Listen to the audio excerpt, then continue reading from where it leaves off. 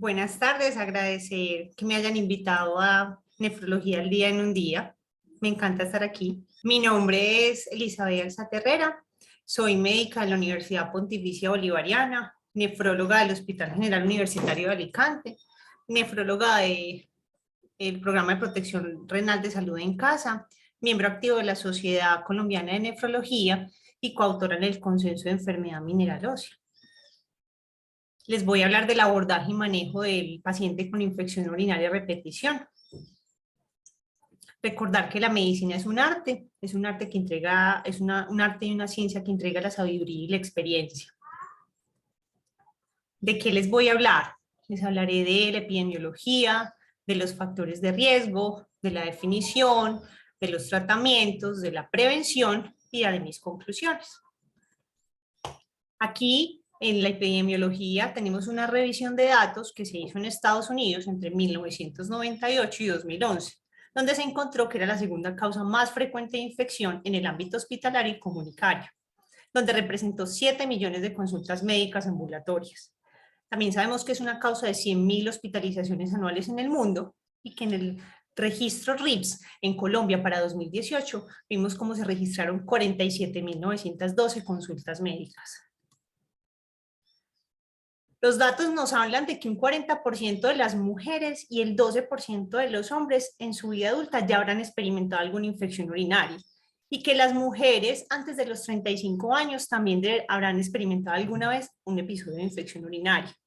Es una gran causa de manejo antibiótico empírico y por lo tanto la creciente emergencia de cepas o microorganismos como Clostridium. La Grevo, el registro de la Grevo estimó una prevalencia en 2016 tras evaluar 14.000 urocultivos en consulta externa, como había una gran prevalencia para E. coli, que fue correspondiente a un 58%. En contraparte vemos cómo en esta revisión de datos que se hace en Estados Unidos en el ámbito hospitalario, también encontramos que gérmenes son los más frecuentes en el ámbito hospitalario para infecciones urinarias complicadas y no complicadas. Aquí, por ejemplo, en la gráfica de la torta de infección urinaria no complicada, vemos como E. coli enteropatogénica corresponde al 75% de las causas, seguido por una Klebsiella pneumoniae y estafilococos aprofíticos. En contraparte vemos la infección urinaria complicada, como el E. coli también es el germen más frecuente en un 65%, seguido ya por enterococos y posteriormente por Klebsiella pneumoniae. Los factores de riesgo que fueron asociados en esta para infección urinaria complicada fueron la utilización de catéteres, los pacientes inmunosuprimidos, que tengan alteraciones del tracto urinario o que hubieran estado expuestos anteriormente a antibióticos. Ya teniendo esto en cuenta, encontramos como el Instituto Nacional de Salud, sabiendo que también tenemos unos gérmenes unos gérmenes que son igual de frecuentes que en el resto de poblaciones, como son el y Klebsiella, hicieron un registro en hospitalización y cuidados intensivos en el 2018 para ver la resistencia antibiótica de Klebsiella pneumoniae y E. coli. Y nos encontramos que la Klebsiella, por ejemplo, en hospitalización, se verían unas resistencias de un 36 a un 40% para cefalosporinas de tercera y cuarta generación y unas de 14,9% para carbapenémicos. En contraparte, en la UCI, unas resistencias de 25 al 34%. Y para el E. coli, unas resistencias de cefalosporinas de tercera y cuarta generación del 24%, con respecto a las de las UCIs, que varían entre un 14 y un 31%. Importante tener en cuenta a la hora de enfrentarnos frente a una infección urinaria, qué factores de riesgo hay que tener en cuenta. Esto para las mujeres, desde mujeres jóvenes y premenopáusicas, ver qué tipo de vida sexual tienen, número de compañeros sexuales, si utilizan espermicidas después de la relación sexual, si tienen un nuevo compañero sexual, una madre con historia de infecciones urinarias, que en la niñez hayan tenido historia de tener infecciones urinarias a repetición y no hayan sido estudiadas, o que sean portadores de cierto tipo de grupos sanguíneos, o alteraciones en esta, como el CXCR, que codifica el receptor de la interleuquina 8 en los neutrófilos. En los pacientes posmenopáusicas y adultas mayores, lo que encontramos es que tienen más factores de riesgo si se enfrentaban a una ITU antes de la menopausia, o si tenían incontinencia, o si tenían, por ejemplo, vaginitis atrófica, que es muy común en las posmenopáusicas por la deficiencia de estrógenos. Aumento del residuo posmiccional, que lo puede producir el aumento del prolapso de las disfunciones de piso pélvico. O aumento del residuo posmiccional, o tener cateterismo urinario, o los adultos mayores que están en los hogares geriátricos. Con respecto a la clasificación, esta es otra que nos ofrece las guías europeas de urología. Nos hablan de infección urinaria complicada o no complicada, y entre ellos si tienen o bajo o alto riesgo. También nos habla de que se clasifican en las de vía urinaria baja, cistitis o pielonefritis, o si es una ITU recurrente, o si es una ITU una infección urinaria asociada a catéter, o si se presenta en hombres, o si es una urosepsis. Y nos mencionan en estas mismas guías que algunos de los factores de riesgo que están asociados para que sean complicadas, entre ellos que tengan un cuerpo extraño, que tengan obstrucción de la vía urinaria, que tengan reflujo vesiculoreteral, que tengan historia reciente de instrumentación de la vía, que sea una infección urinaria en hombres, en embarazadas, en diabéticos, en inmunosuprimidos, o que hayan estado con antibióticos previamente y por lo tanto tengas gérmenes multiresistentes. Aquí nos ofrecen otro tipo de clasificación, las guías de urología, guías europeas, y nos hablan de infecciones urinarias no complicadas, o que es aguda o que es esporádica, pero definitivamente que no se presenten ni en embarazadas ni con pacientes que tengan alteraciones anatómicas. Como ITUS complicadas nos presentan las que están en hombres, en mujeres embarazadas, que tienen alteraciones anatómicas o el tracto urinario, que ya han tenido un catéter, y pacientes inmunosuprimidos, y como ejemplo nos ponen los diabéticos. En el caso de ITUS recurrente, que es de lo que vamos a hablar, nos dicen que son 3 episodios al año o 2 episodios en los últimos 6 meses. Nos hablan de otro tipo de infecciones como las asociadas a catéter, que son menores de 48 horas, y la urosepsis, que es un síndrome de respuesta inflamatoria exagerada del organismo en relación con una infección en el tracto urinario o en los órganos genitales masculinos. Todas estas clasificaciones nos las presentan de cara a cómo vamos a abordar ese tipo de infecciones. Y si tenemos en cuenta y entramos en materia con la infección urinaria recurrente, que recordemos, son 3 episodios al año, 2 episodios en los últimos 6 meses, tenemos que tener en cuenta en el diagnóstico que siempre debemos tener un urocultivo, que nos puede incluir cualquier tipo de infección urinaria, ya sea superior o inferior, que puede ser una recaída con la misma cepa o una reinfección con otro microorganismo diferente.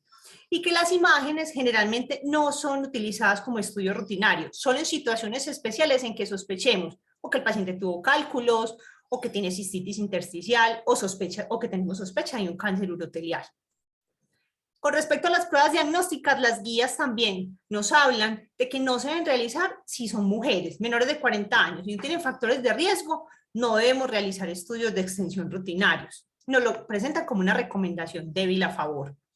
Que el diagnóstico siempre se debe dar por ocultivo y las guías europeas nos los plantean como una recomendación fuerte a favor. Que los hombres y las mujeres embarazadas, que son otro tipo de situaciones especiales, ya debemos valorar si necesitan estudios complementarios. Que las mujeres mayores de 60 años nunca debemos perder de vista si pueden ser un posible cáncer de vejiga.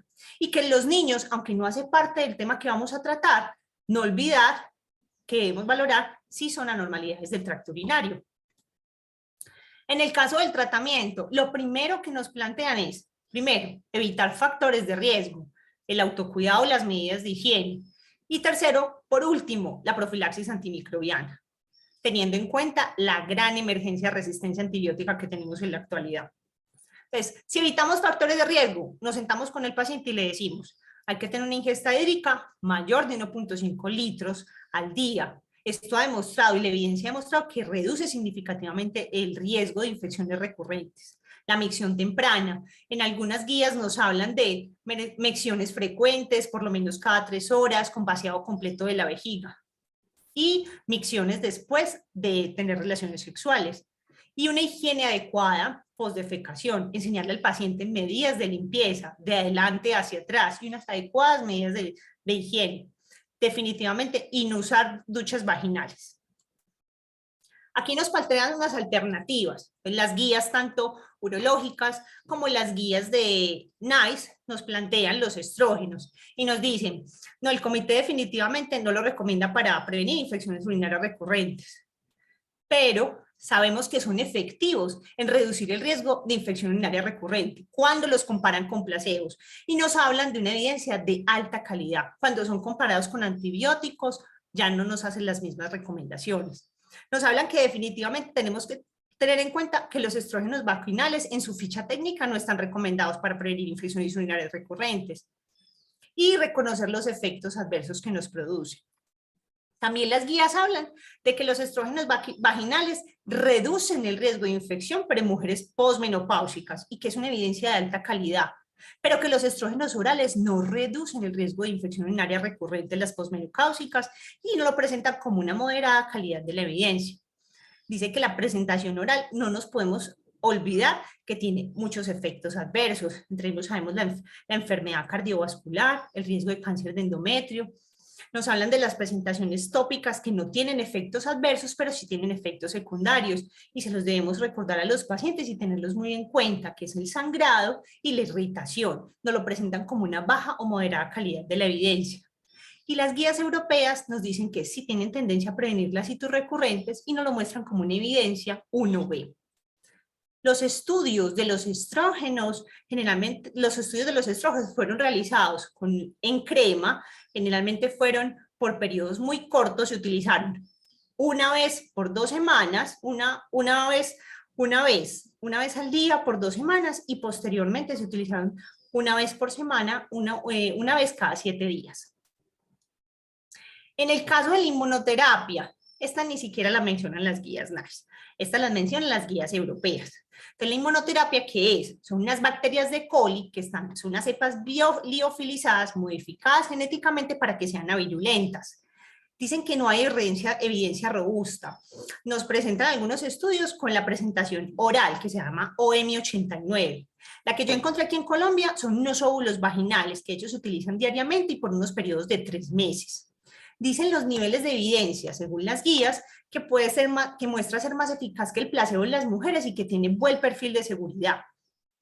Así que nos lo muestran como una evidencia 1A. En el caso de los probióticos,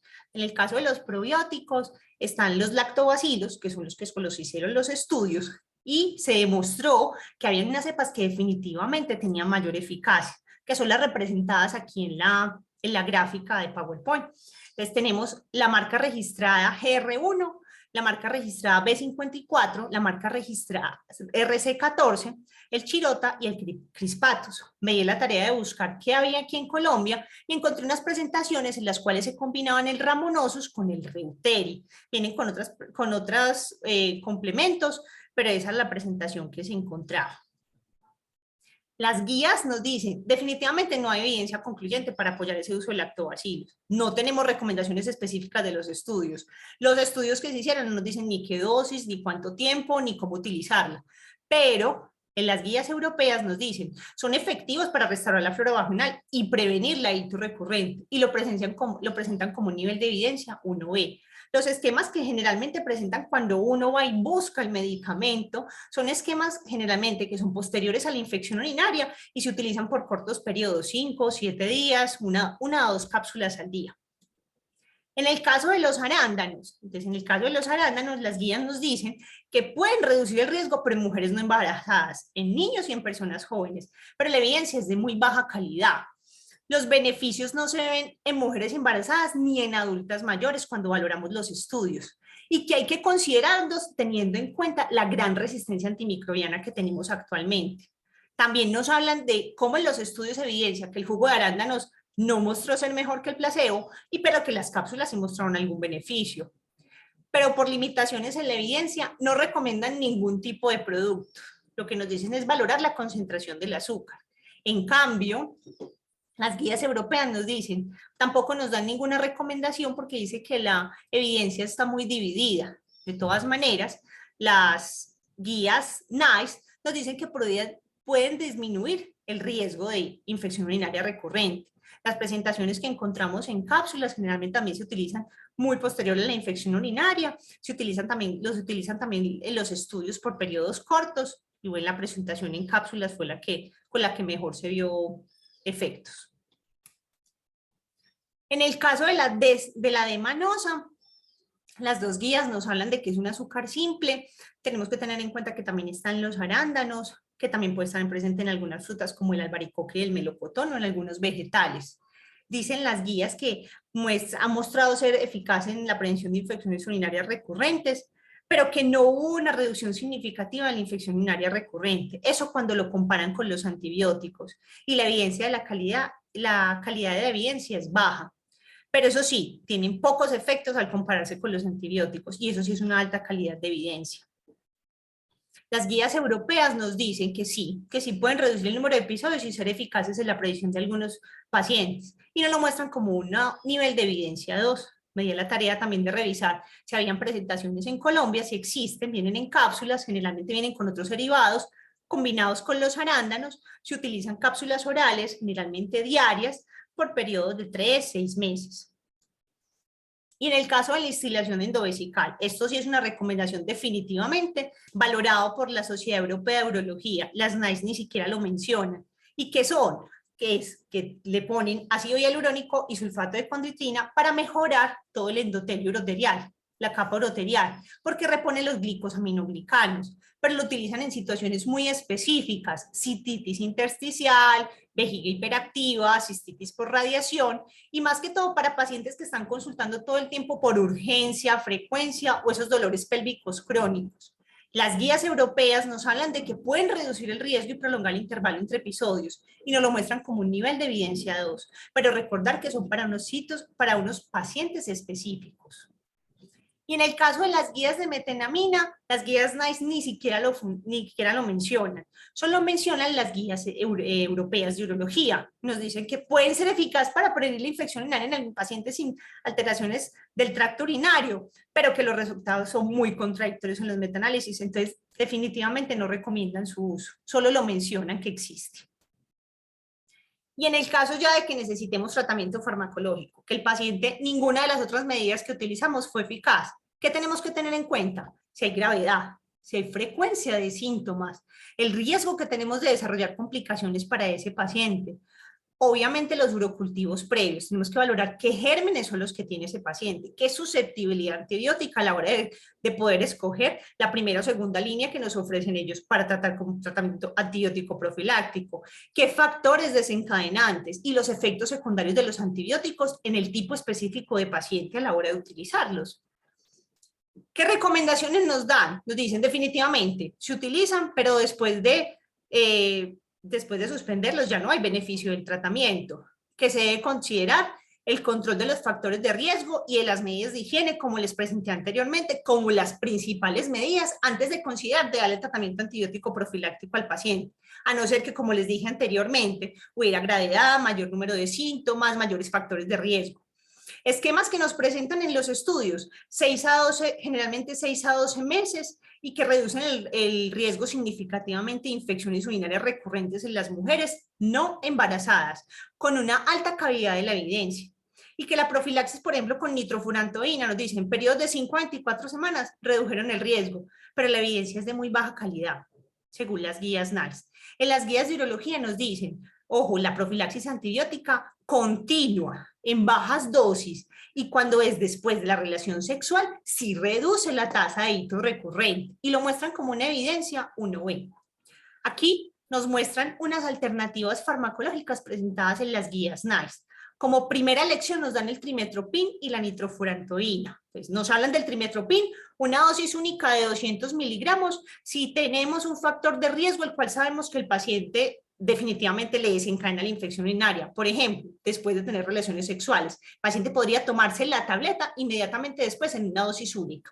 Si no, lo consideramos como 100 miligramos en la noche durante 6-12 meses y no olvidar que como es teratogénico, en el primer trimestre del embarazo, pues está contraindicado en él. La segunda opción de la cual nos hablan es la nitrofurantoína. Ojo, no olvidar que por ficha técnica, los pacientes con una tasa de filtrado glomerular por debajo de 45 tienen alto riesgo de nefrotoxicidad. Y también nos hablan, listo, usted sabe el factor desencadenante del paciente, el factor de riesgo disparador, entonces denle una dosis única de nitrofurantoína. Si no, entonces le damos un tratamiento continuo de 50 a 100 miligramos en la noche por un periodo determinado y recordar que los embarazos a término tienen alto riesgo de hemólisis neonatal, por lo cual también está contraindicado. Como segunda opción antibiótica nos ofrecen primero la amoxicilina, pero sabemos que es off-label, la ficha técnica no está indicada. Nos ofrecen, tenemos factor de riesgo, listo, denle una dosis de 500 miligramos dosis única, y si no tiene un factor de riesgo y es hito recurrente, ya agotamos las otras alternativas, te seguimos dando 250 miligramos en la noche por un periodo determinado. La otra opción que ofrecen es la cefalexina. ¿Cuánto? 500 miligramos, dosis única, si sabemos cuál es el factor que nos dispara la infección de riesgo, posterior a ello, como dosis única. Y si no, 125 miligramos en la noche por periodos de 6 a 12 meses. Recordar, en las guías nos dicen, y la ficha técnica, que la cefalexina en conjunto con las cefalosporinas en conjunto con los diuréticos de ASA tienen alto riesgo de nefrotoxicidad. ¿Qué conclusiones tenemos? Que definitivamente al revisar pues, las guías del ministerio, las NICE, las europeas, la CDC, ves que la guía europea te ofrece un espectro amplio, un panorama amplio para poder valorar y clasificar la infección de vías urinarias frente a un algoritmo terapéutico para el paciente. Que siempre nos debemos sentar frente al paciente y ver frente a qué nos enfrentamos, qué tipo de sexo es o qué prácticas sexuales tiene, qué número de compañeros sexuales, en qué edad de la vida se encuentra, qué hábitos higiénicos tiene. Que en las mujeres la historia ginecológica es mucho más importante de lo que creemos y hace la diferencia en el tratamiento. Generalmente hasta podríamos no utilizar tratamientos antimicrobianos si descubrimos otras causas en este tipo de pacientes. Que vamos a clasificar al paciente desde el inicio. ¿Es alto riesgo o es bajo riesgo? Para saber si soy más o menos agresivo en el tratamiento. Que debo implementar medidas siempre que se adapten al paciente. Por muy buenos que los estrógenos vaginales tópicos por cortos periodos, si sabemos que a la paciente le produce mucha irritación y sangrado, no se los podemos mandar, tenemos que buscar otras alternativas. Explicar efectos secundarios del tratamiento. Cuando el paciente conoce lo que le puede pasar, es mucho más fácil que lo maneje. No debemos menospreciar las alternativas ofrecidas por las guías que no involucran la antibioterapia, porque acuérdense que nos estamos quedando sin armas terapéuticas, hay una gran resistencia a antibióticos. Que debemos valorar pautas cortas de antimicrobianos, generalmente si son pacientes y no tienen infecciones urinarias complicadas o de alto riesgo. Y que debemos iniciar con bajos espectros antibióticos para evitar grandes resistencias, ya que estamos perdiendo poder con nuestro tratamiento antibiótico. Bueno, darles las gracias y aquí habrá mucha más tela que cortar. Gracias.